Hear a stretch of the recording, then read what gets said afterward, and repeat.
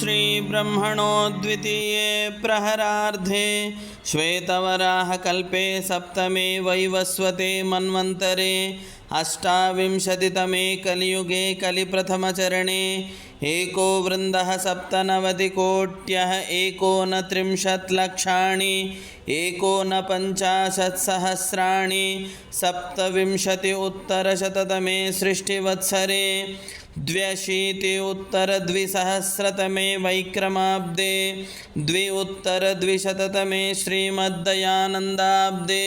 श्रीविश्वावसुनाम संवत्सरे उत्तरायणे वसन्तर्तौ चैत्रमासे शुक्लपक्षे प्रतिपदायां शुभतिथौ रेवती नक्षत्रे रविवासरे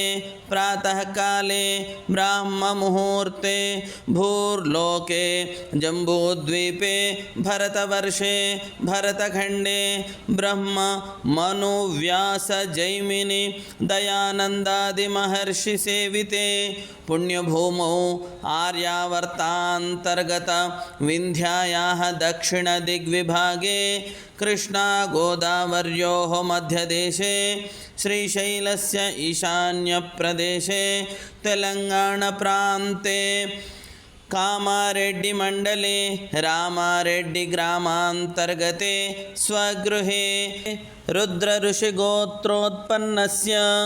अङ्गुलूरुवीरेशलिङ्गस्य पौत्रः अङ्गुलूरिप्रकाशस्य पुत्रः विश्वस्रवानामाहम् अद्य युगादि नूतन संवत्सर पर्वदिन संदर्भे एवं 50 एकशततम आर्य समाज स्थापना दिनोत्सव संदर्भे क्रियमाणे यज्ञकर्मणि सकल लोक सुख समृद्ध्यर्थं वैदिक धर्म रक्षणार्थं च भवन्तं पौरोहित्वेन वृणे।